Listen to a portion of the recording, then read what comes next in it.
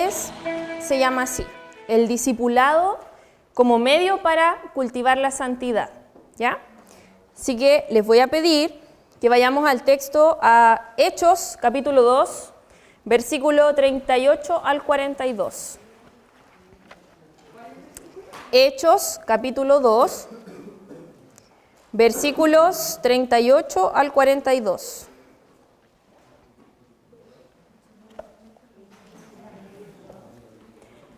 La Biblia que yo uso es Reina Valera, pero es la versión contemporánea, ¿ya? Así que por si a veces no coinciden exactamente.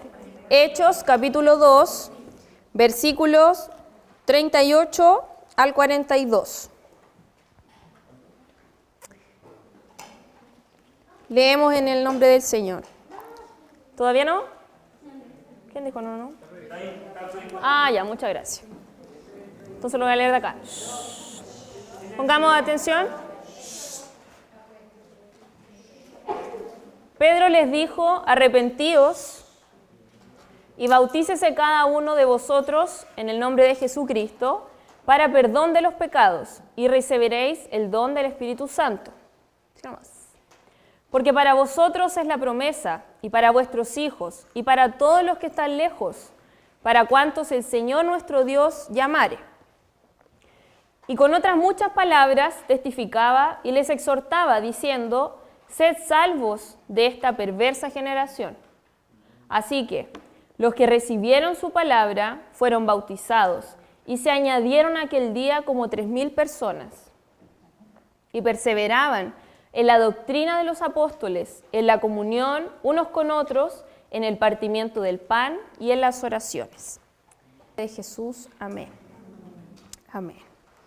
El texto que acabamos de leer, para más o menos contextualizar, estamos en Hechos, ¿verdad? Hechos, un libro escrito justamente por los apóstoles, donde podemos conocer cómo vivían los primeros cristianos.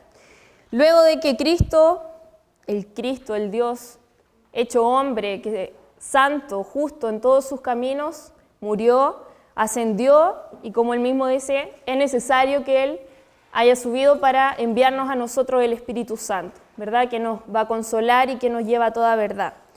Luego de ese contexto, y cuando ya estaban todos los discípulos unidos, unánimes, juntos, orando, y vino el Espíritu Santo y les llenó a cada uno de ellos, en ese contexto Pedro hace su primera exposición o su primera predicación, ¿ya?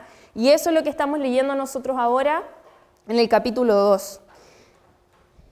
Y lo que vamos a estar compartiendo hoy día entonces es cómo el discipulado es una fuente o un medio para que nosotros como cristianos podamos cultivar esta santidad a la cual Dios nos ha llamado.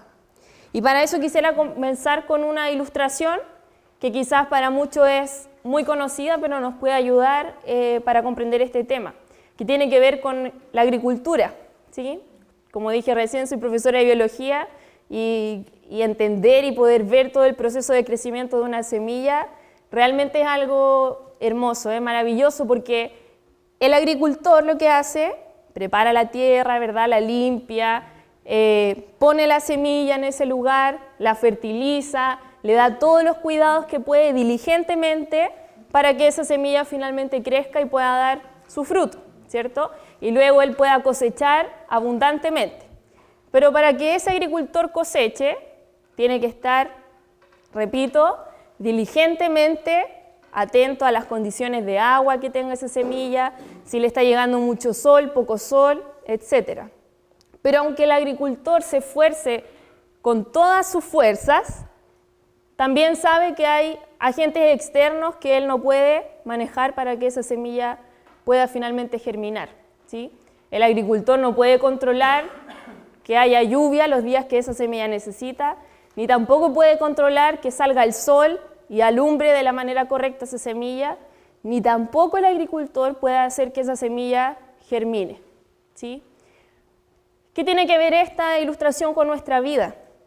Nosotros hemos sido sembrados por el Señor, de cierta manera, ¿cierto? Y en el proceso de la santificación, nosotros tenemos que comprender que hay dos partes.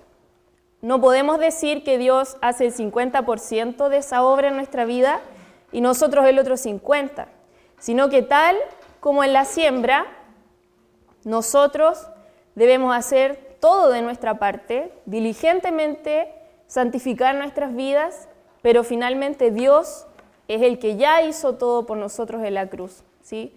Dios es quien hace germinar nuestros corazones, Dios es quien nos despierta, nos da la fe para poder creer en Él, nos da la perseverancia para poder seguir en sus caminos, pero así también nosotros diligentemente debemos cuidar nuestra vida cristiana, perseverando en Él también.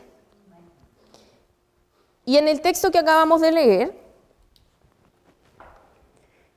vemos cómo Pedro estaba predicando: arrepiéntanse, bautícense y apártense de esta generación perversa.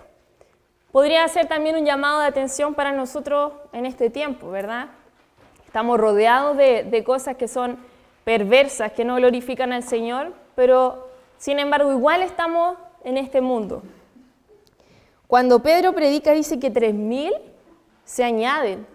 3.000 personas confiesan a Cristo como su Señor, como su Salvador. 3.000 personas rinden su vida a Dios. Quizás en este tiempo no nos sorprende tanto porque podemos ver videos de iglesias donde multitudes dicen confesar a Cristo, ¿verdad? Y levantan su mano y hacen una oración. ¡Ay, una mosca pesada! Levantan su mano y hacen una oración y decimos: ¡hoy, gloria a Dios! Se convirtieron 10.000 personas, ¿cierto? Pero estos 3.000 no fueron solo una gran cantidad en número, sino que también en la manera en cómo ellos comenzaron a vivir su vida cristiana. Y voy a leer acá en esta versión, dice en el versículo 41, fue así como los que recibieron su palabra fueron bautizados, y ese día se añadieron como 3.000 personas. Verso 42, las cuales se mantenían fieles a las enseñanzas de los apóstoles y en el mutuo compañerismo, en el partimiento del pan y en las oraciones, las cuales se mantenían fieles. Si pudiésemos hacer una vista de todas las personas que algún día han levantado su mano y han dicho: sí, yo creo en Dios, yo quiero darle una oportunidad a Dios, yo quiero que Dios me cumpla las cosas que yo necesito. Si ahora pudiésemos mirar sus vidas y ver cuántos de ellos se mantienen fieles al Señor, posiblemente son muy pocos. Ahora la pregunta que nos surge es: ¿cómo estos 3.000 lograron mantenerse fieles? ¿Verdad? Si miramos nuestra vida, posiblemente nos vamos a dar cuenta que ni siquiera nosotros que estamos creyendo que realmente Cristo es nuestro Señor, que Él es nuestro Salvador, y miramos nuestra vida, nos damos cuenta que muchas veces somos como una montaña rusa, ¿cierto? Perseveramos por un rato y luego no decimos que dejamos de ser cristianos, pero nuestra vida demuestra que estamos apartados de Dios. ¿Cómo entonces ellos permanecieron fieles? ¿Cómo ellos se mantenían fieles? ¿Cómo lo lograron? ¿Cómo cultivaban esa vida cristiana? En el campamento hablábamos mucho de eso, ¿verdad? De que, tengo temor de volver en febrero, volver en marzo a las actividades diarias y que todo esto sea una mentira en mi vida, ¿cierto? Y para mí también es una preocupación, tanto en mi vida personal como lo veo también en ustedes. Y entonces es un tema que creo que es importante que lo aprendamos, pero también nos comprometamos a ser fieles con esto.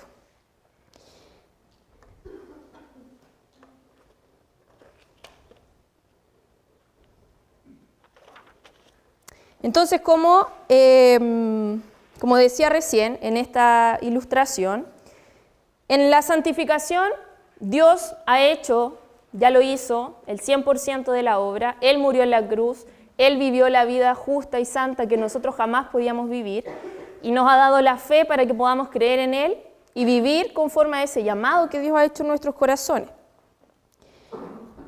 Pero también en esto se pueden presentar dos problemas o dos extremos, que tendemos siempre nosotros a irnos a los extremos, ¿verdad?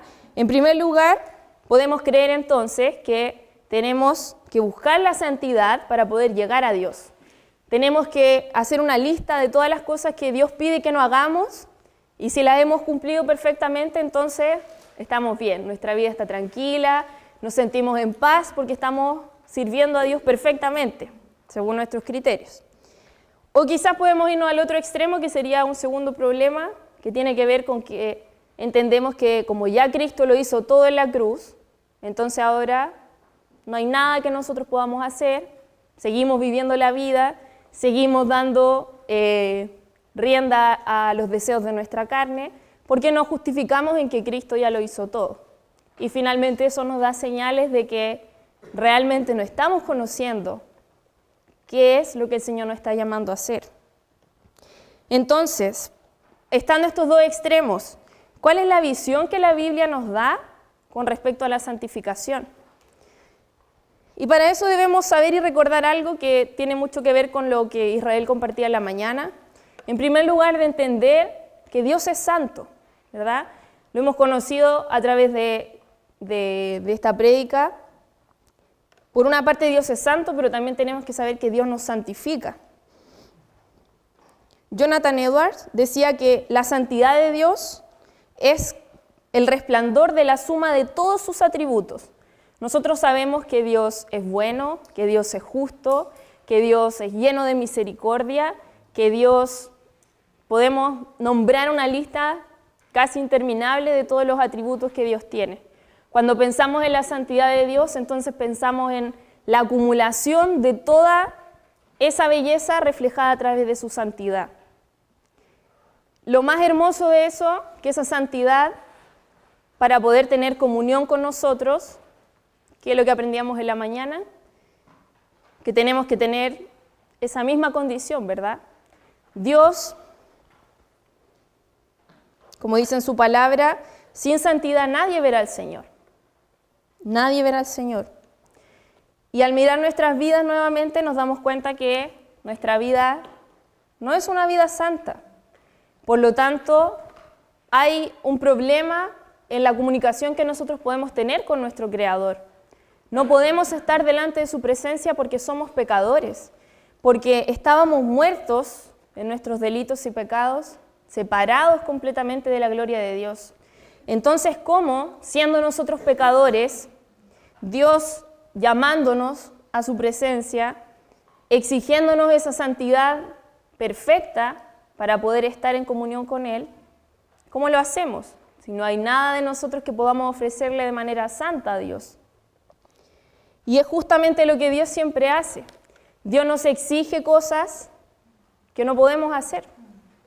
Dios nos exige que cumplamos su ley perfectamente. Y solo en el hecho de pensar si hemos mentido alguna vez, todos vamos a responder que sí. Entonces, ¿cómo es posible que podamos tener una comunión con un Dios santo siendo nosotros tan pecadores? Y como Dios nos está exigiendo algo que no podemos darle, Él amorosamente y solo por su gracia nos da aquello que nos está pidiendo, y que es su santidad. Y esa santidad nuevamente no viene de nosotros, sino que está fuera de nosotros. Esa justicia que Dios está exigiendo no está en nosotros, sino que está fuera de nosotros y está en la persona de Cristo. Entonces Él nos lo da. Dice la palabra que sin fe es imposible agradar a Dios, que Él nos ha llamado de las tinieblas a su luz admirable. Como leíamos hoy día en Colosenses, decía que en otro tiempo éramos extranjeros y enemigos, pero ahora hemos sido reconciliados por medio de Cristo. Es decir, todas esas innumerables exigencias que Dios tenía para con nosotros fueron cumplidas en la vida, en la obra y en la muerte de nuestro Señor Jesús. Entonces ahora les voy a pedir que nuevamente vayamos a 1 Corintios, capítulo 1, versículo 30 y 31.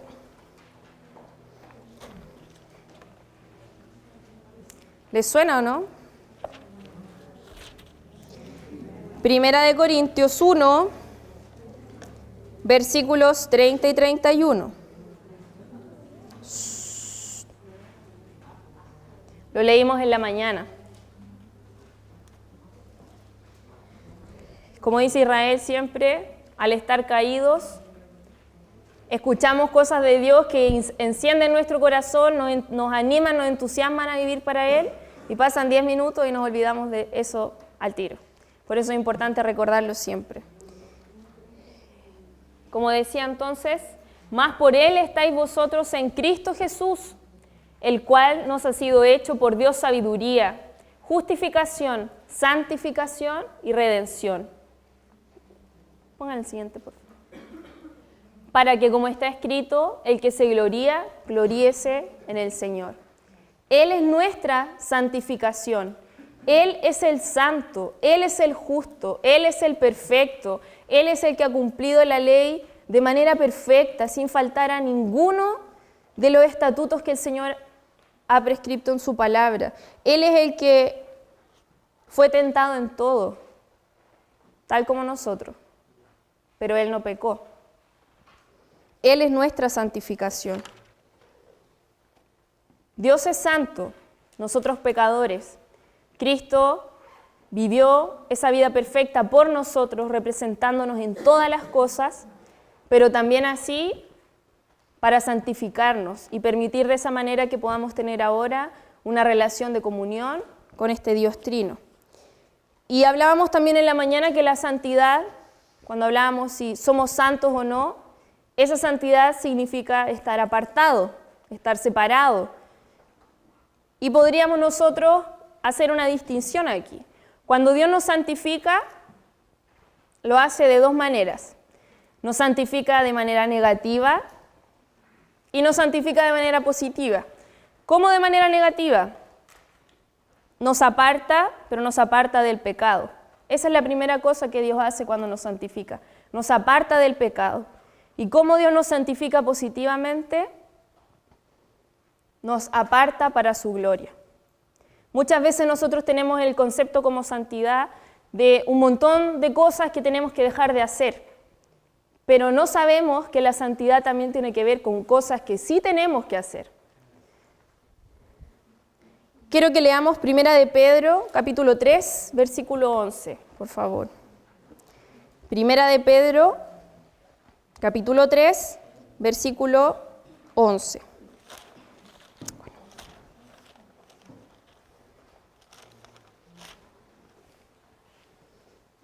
Lo voy a leer de acá, desde el 10, perdón. El que quiera amar la vida y llegar a ver días buenos, 1 de Pedro, capítulo 3, versículo 10 y 11. El que quiera amar la vida y llegar a ver días buenos, debe refrenar su lengua del mal, y sus labios no deben mentir. Pongan atención aquí. Debe apartarse del mal, una santificación negativa, apartarnos de lo malo y hacer el bien, una santificación positiva o apartarnos para la gloria de Dios, para servirle a Él. Buscar la paz y seguirla. Es importante hacer esta distinción, porque muchas veces nos quedamos solo en el hecho que debemos cumplir todas estas reglas, pero esperamos que otros vivan para la gloria de Dios. Nos sentimos culpables porque seguimos fallando. Y entonces, claro, yo me pregunto, ¿soy santo? No, no soy santo porque acabo de pecar. Pero entonces también me debo preguntar, ¿he estado apartando mi vida del mal? ¿He estado apartando mi vida del pecado? ¿He estado apartando mi vida de los ídolos que están en mi corazón? Y aquí hay algo súper importante. Nuestra necesidad de dejar el pecado no solo debe ser por temor a las consecuencias que ese pecado puede traer a nuestra vida, o solo estar preocupados poniendo todas nuestras energías en no pecar. No voy a mentir, no voy a mentir, no quiero mentir, no voy a mentir, no voy a mentir. Le aseguro que va a mentir. O, por el contrario, estar todo el día a ver, ya, hoy se me presentó esta situación, pero vencí.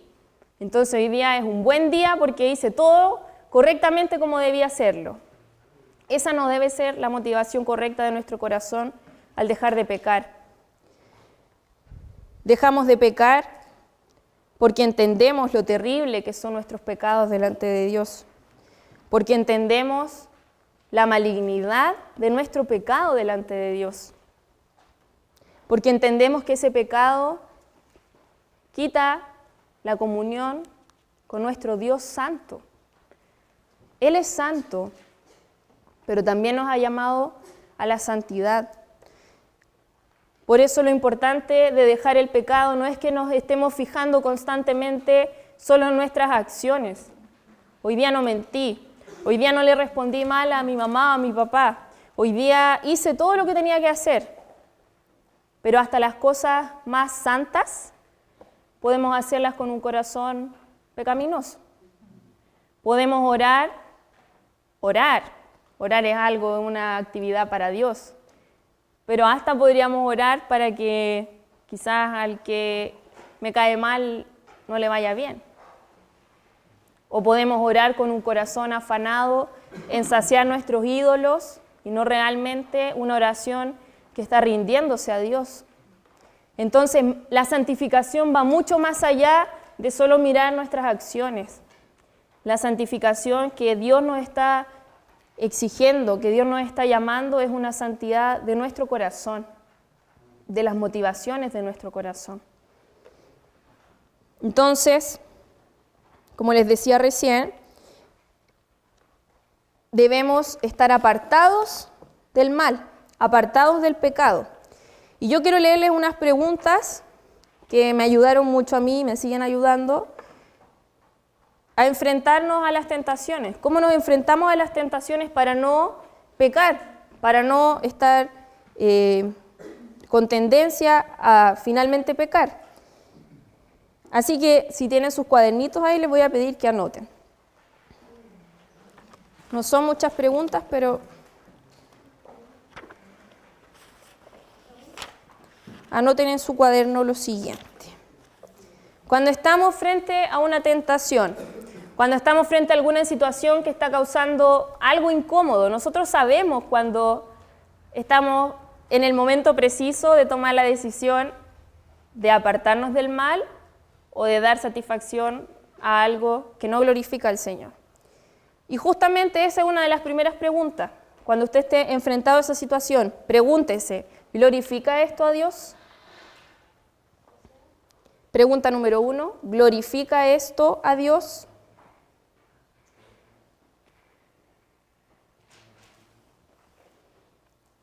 La segunda pregunta, ¿es esto consistente con el señorío de Cristo? ¿Es esto consistente con el señorío de Cristo?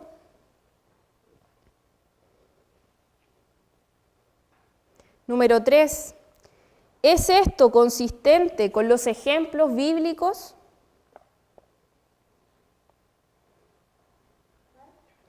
¿Es esto consistente con los ejemplos bíblicos?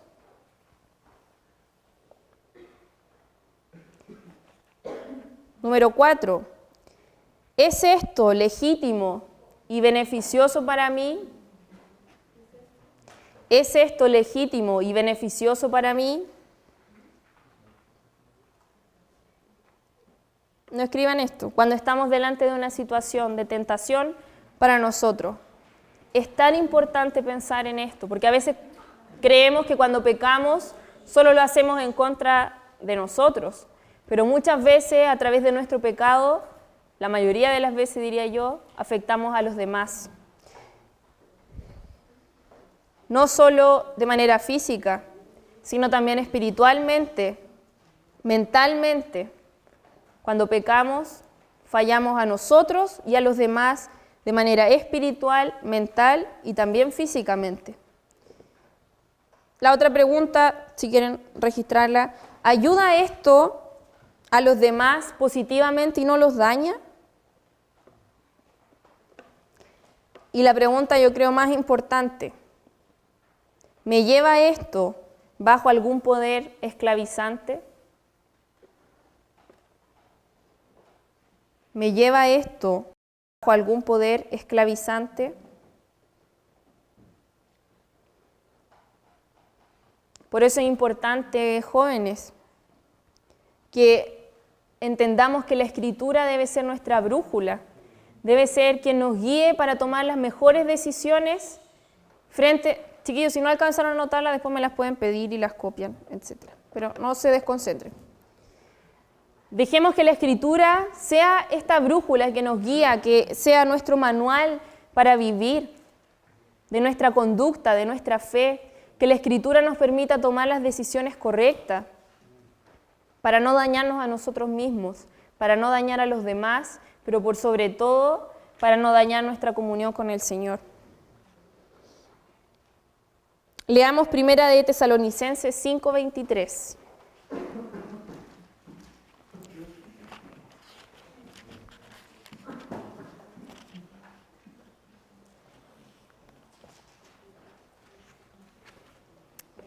Lo voy a leer de acá, 1 de Tesalonicenses 5:23. Que el mismo Dios de paz los santifique por completo y que guarde irreprensible todo su ser, espíritu, alma y cuerpo, para la venida de nuestro Señor Jesucristo. Lo leo de nuevo. Que el mismo Dios de paz los santifique por completo y que guarde irreprensible todo su ser, espíritu, alma y cuerpo, para la venida de nuestro Señor Jesucristo. El apartarnos del mal no es en vano. El apartarnos del mal nos lleva a tener una esperanza de que algún día todas estas promesas que hemos creído, todas estas palabras dulces que hemos escuchado de un Dios amoroso que ha tenido misericordia de nosotros, se van a hacer reales. Y vamos a estar con Cristo cara a cara cuando Él venga a buscarnos. Así que esa sea su principal motivación para apartarse del mal. Repito y insisto en esto, no para que todos vean que hago las cosas perfectamente, no para no tener temor de que estoy pecando y esto va a traer muchas consecuencias y maldiciones a mi vida, sino porque entiendo y oremos al Señor de que nos haga comprender la maldad de nuestro pecado y que eso nos aparta de tener comunión con Él, y eso se va a ver reflejado finalmente en que en el día más glorioso, donde podamos estar con nuestro Señor, nos diga: apartados, no te conozco. No queremos escuchar esas palabras. Yo no quiero vivir una vida piadosa aparentemente, externamente, y llegar a ese día y no poder ver a mi Señor, no poder abrazar a mi Señor y no poder deleitarme en Él para siempre. Sería haber vivido toda una vida perdiendo el tiempo. Entonces, volvamos un poquito atrás. Dios nos aparta, Dios nos santifica. Negativamente nos enseña y nos ayuda y nos capacita por medio del Espíritu Santo para apartarnos del mal. Pero también el Señor nos aparta positivamente, haciéndonos vivir para su gloria. ¿Y qué importancia tiene esto? Vivir para su gloria, vivir deleitándonos en Cristo, vivir deleitándonos en aquel que sí ha vivido perfectamente, en este Dios amoroso que decía recién, que ha tenido misericordia y que por su pura gracia no somos consumidos ahora mismo. Estamos delante de la presencia de un Dios santo, siendo aún pecadores, pero santos en Cristo. Y por su pura gracia seguimos aquí, por su pura gracia estamos escuchando esto. ¿Cuántos no están ahora haciendo cualquier otra cosa? Y nosotros estamos aquí juntos para clamar al Señor y pedirle que nos ayude a vivir en santidad, para poder verlo a Él. Sin santidad nadie verá al Señor. Queremos ver al Señor. Deleitarnos en su gracia, en su perdón, gozarnos en la libertad real que tenemos en Cristo, en todo lo bueno, en todos los beneficios de Cristo. Finalmente todos sus beneficios son Cristo mismo. Vivamos para su gloria. Él es nuestra herencia. Las personas que quizás han recibido una herencia monetaria la disfrutan, se alegran en ella, se gozan con ella. Algunos hasta pelean por una herencia. Nosotros tenemos la mayor herencia que alguien podría desear. Tenemos a Cristo mismo. valoremos, vivamos para esa herencia, gocémonos en que somos amados, somos aceptados en un Dios eterno que nos amó, que nos miró, aún habiendo nada bueno en nosotros que pudiese agradarle a Él, aún así Él ha tenido misericordia de nosotros y nos ha atraído a su amor con lazos.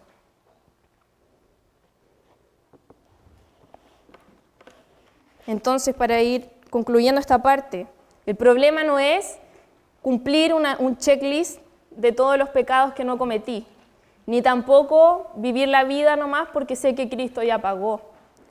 ¿Qué es lo que sí debemos vivir según lo que la Biblia nos enseña? Que Cristo nos dio su vida justa y santa, una vida vicaria, es decir, todo, absolutamente todo lo que Cristo vivió fue por nosotros, para poder restablecer la comunión con el Padre. Por lo tanto, al entender que somos justos en Cristo y pecadores en nuestros propios méritos, debemos entonces buscar y cultivar la santidad de forma vital y progresiva a través del poder de Cristo y de su Espíritu Santo que obra en nosotros. Cristo nos dio su vida justa, pero también nos ha llamado a vivir en santidad.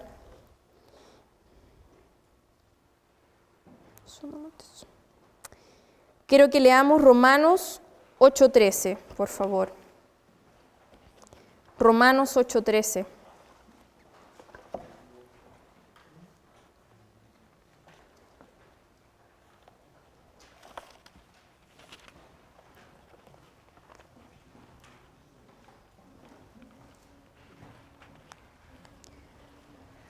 ¿Lo tienen ahí?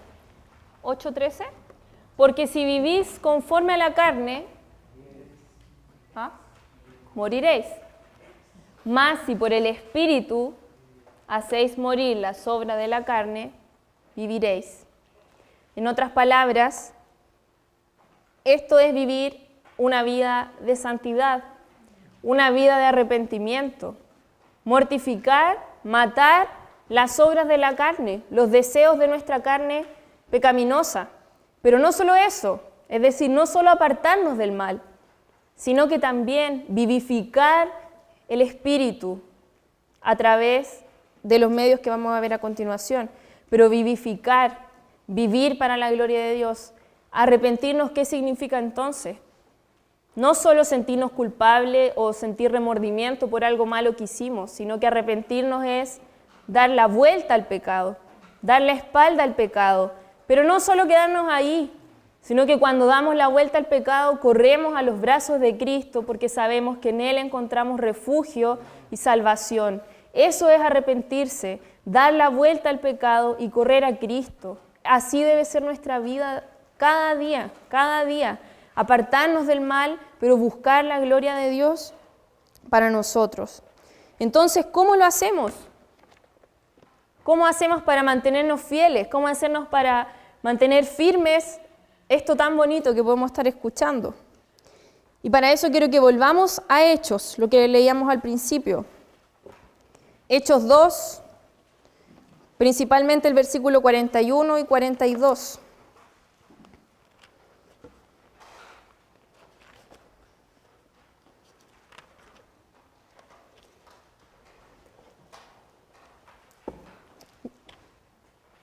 Antes de que leamos eso, les voy a leer 1 Corintios, capítulo 1, versículo 2. Dice, saludamos a la iglesia de Dios que está en Corinto, a los que han sido santificados en Cristo Jesús. Han sido, está hablando del pasado, ¿verdad? Ya fuimos santificados en Jesús, somos santificados en Jesús. Cristo es nuestra santificación. Y dice, y llamados a ser santos. ¿Pero cómo? Si ya fuimos santificados, ¿por qué estamos siendo nuevamente llamados a ser santos? Porque el llamado, porque la obra que Cristo ha hecho en nuestras vidas de manera perfecta, también tiene que verse reflejada en nuestra vida de manera práctica, de manera real. Por lo tanto, hemos sido santificados, pero somos llamados a ser y a vivir en santidad. Entonces, volviendo a Hechos, ¿Cómo hacían estos 3.000 para poder permanecer fieles? Se mantenían fieles, versículo 42, en las enseñanzas de los apóstoles, en el mutuo compañerismo, en el partimiento del pan y en las oraciones. Muchas veces nos preguntamos por qué termina un retiro, un campamento, un culto, un grupo de vida, una reunión de jóvenes, y a la semana siguiente ya de nuevo estamos desganados, no queremos nada con Dios, nos sentimos culpables delante de Dios. Y es justamente porque dejamos de hacer uso de los medios que el Señor nos ha dejado para poder seguir perseverando en Él. Y lo vemos claramente a través de este texto de cómo vivían los primeros cristianos. Ellos perseveraban en la enseñanza de los apóstoles, o como dice ahí, en la doctrina. Perseveraban en la doctrina. Por lo tanto, el número 1, ¿cómo cultivamos esta santidad? Conozcamos y amemos la palabra de Dios. Juan 17:17 dice, santifícalos en tu verdad. Tu palabra es verdad. ¿De qué manera más explícita podemos darnos cuenta que la palabra de Dios es un medio para poder perseverar y cultivar esta santidad? No es solo leer la Biblia para cumplir, para que después alguien nos pregunte, ¿ya leí la Biblia esta semana? Sí, la leí. Sino pensando siempre en este propósito mayor, de que estamos viviendo para la gloria de Cristo. Por lo tanto, si leemos su palabra, si estudiamos su palabra, es para conocerle más a Él, para poder amar a Dios verdaderamente, porque si no conozco al Dios que estoy diciendo adorar, si no leo sobre Él, si no conozco su obra, si no sé qué es su persona, si no sé por qué dice que es santo, por qué es justo, por qué hizo milagros, si no sé quién es, difícilmente voy a poder adorarlo de manera verdadera. Por lo tanto, perseveremos en la doctrina, perseveremos en la enseñanza, aprovechemos todas las instancias que tenemos para aprender sobre la Biblia. La Biblia es el tesoro más grande que tenemos, porque a través de la Biblia está la palabra de Dios, la voz de Dios. No necesitamos nada más, chiquillos, nada más. Ni que baje un ángel del cielo, ni que una señal sobrenatural. Toda su voluntad revelada para nosotros está en la Escritura. Así que hagamos uso de ella como un medio para seguir cultivando esta santidad de la que estamos hablando. El número 2 dice, la comunión unos con otros.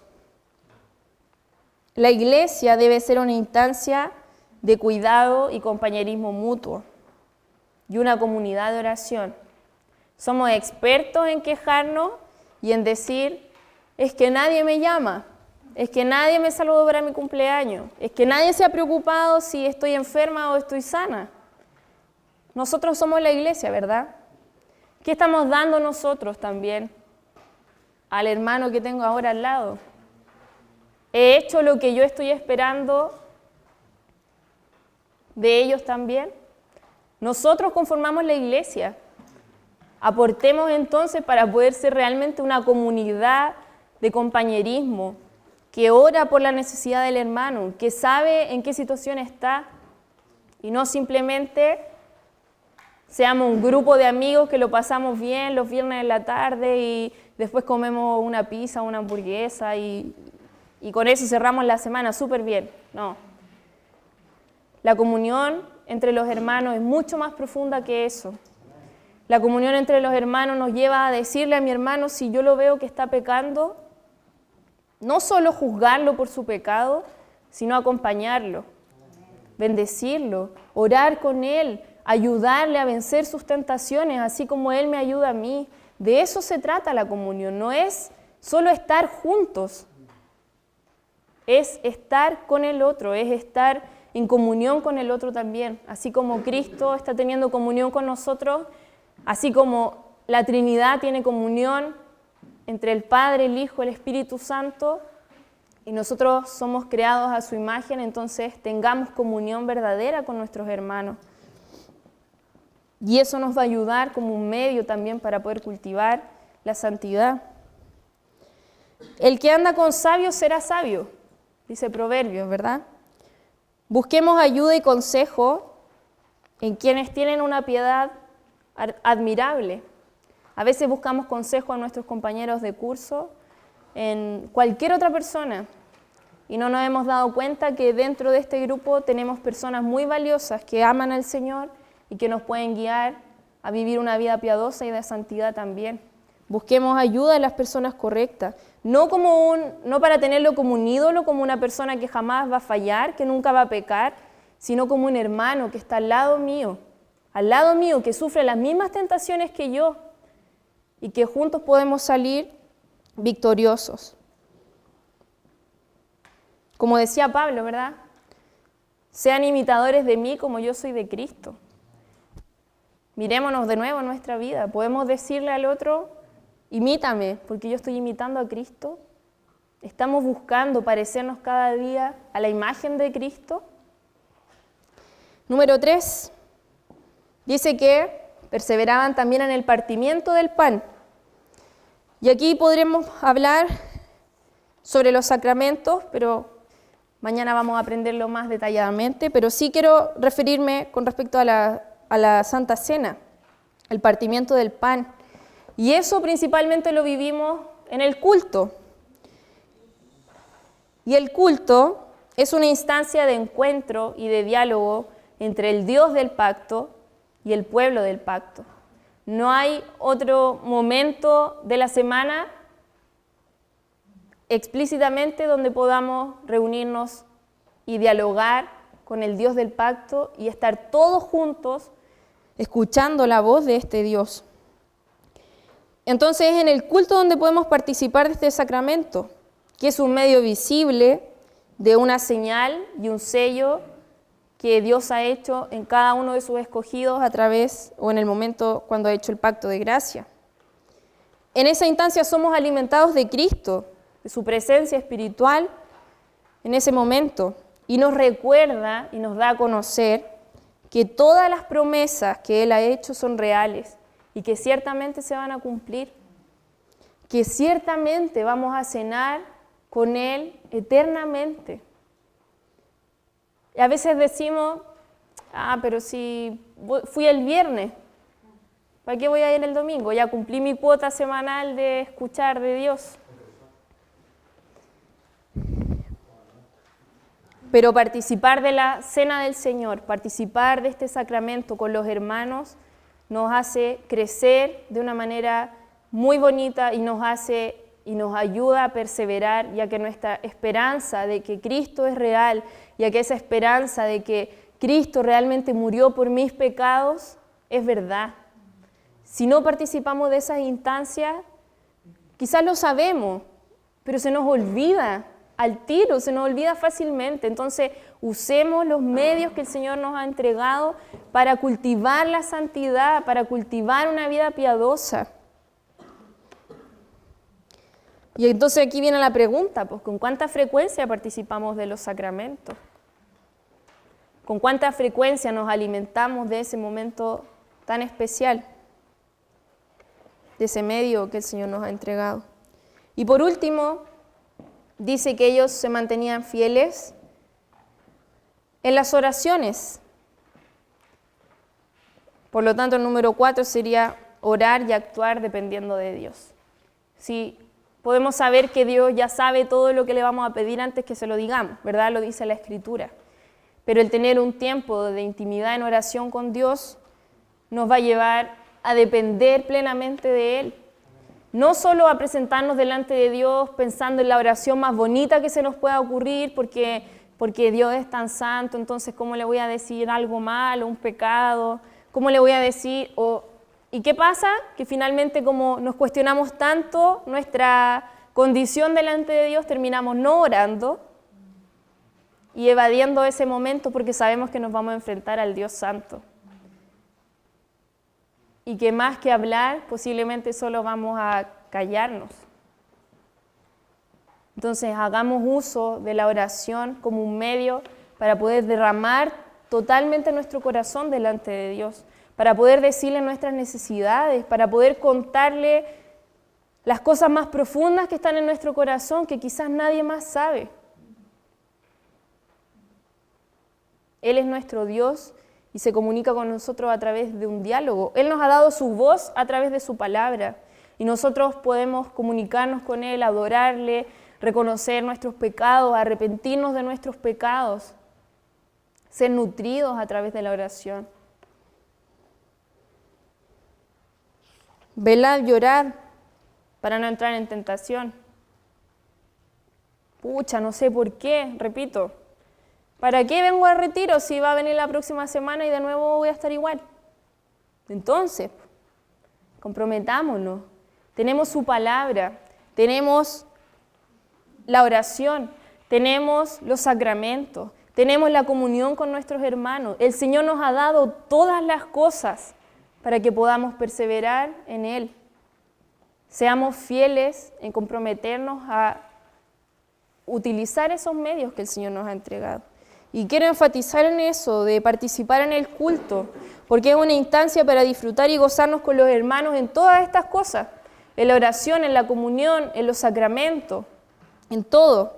En el culto Dios habla por medio de su palabra y a través de los sacramentos, y el pueblo de Dios responde a través de oraciones, de cánticos y de ofrendas.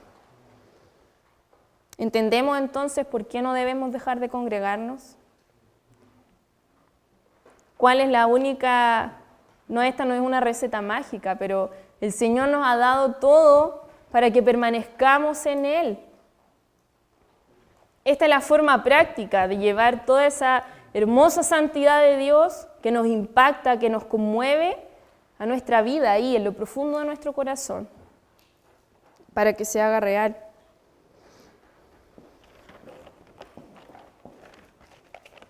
Entonces, para terminar ya, Dios es santo. Dios exige una santidad perfecta delante de su presencia. No la tenemos. Nos la ha dado a través de Cristo, para que por medio de Él vistamos sus vestiduras justas, santas, limpias, sin mancha, y vayamos delante del Padre y tengamos comunión con Él. Dios nos pide que nos apartemos del pecado, pero también que vivamos para su gloria.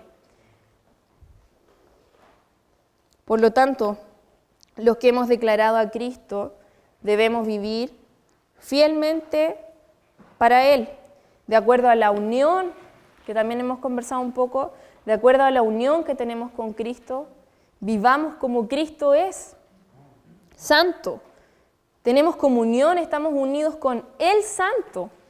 Por lo tanto, nuestra vida debe reflejar eso. Por lo tanto, todos los santos deben vivir en santificación. Es, no sé, el pasto en verano es verde y el pasto en verano es verde. Los santos deben vivir en santidad. Pero lo más importante de todo es que esto no es en nuestra fuerza, no es por el máximo empeño que le pongamos en dejar de pecar. Esto es en el máximo empeño que pongamos en admirar a Cristo como el único ser poderoso, santo, amoroso, justo, bueno. Y para ir terminando, quiero leerles lo siguiente. Joel Vicky escribió un libro acerca de los puritanos, que eran cristianos que vivían profundamente a Cristo en sus vidas. Dice: así que, creyente verdadero, usted es santo ante Dios, pero debe cultivar la santidad en el poder de Cristo. Su estado en la santidad es concedida. Su condición en la santidad debe ser buscada y cultivada. A través de Cristo usted es santificado en su posición ante Dios y a través de Él es llamado a reflejar esa posición siendo santo en la vida diaria. Su contexto de santidad es la justificación por medio de Cristo. Su camino de santidad debe ser una vida crucificada y resucitada con Él, lo cual implica la continua muerte del viejo hombre y la vivificación del hombre nuevo. Eso lo pueden encontrar también ustedes en el Catecismo de Heidelberg, por si acaso, la pregunta 88. Y con esta frase quiero terminar. Usted es llamado a ser en la vida lo que ya es usted en principio por la gracia. Repito, usted es llamado a ser en la vida lo que ya es usted en principio por la gracia. Hemos sido justificados por Cristo. Seamos entonces, justificados y santificados por Cristo. Seamos entonces santos en Él. Amén. Descansemos en sus méritos para que vivamos realmente la libertad de la santidad. Consideremos cultivar la santidad en nuestra vida como algo primordial. Seamos diligentes para participar de los medios que el Señor nos ha dejado para crecer en Él y en su santidad. En este tiempo de oración, yo les voy a pedir dos cosas. Que el Señor primeramente nos confronte con nuestro pecado, que muchas veces no hemos sido fieles en apartarnos del mal. Por una parte, que el Señor nos dé arrepentimiento de eso, pero que también el Señor mueva nuestro corazón a vivir para su gloria, a vivir gozándonos y deleitándonos en Cristo.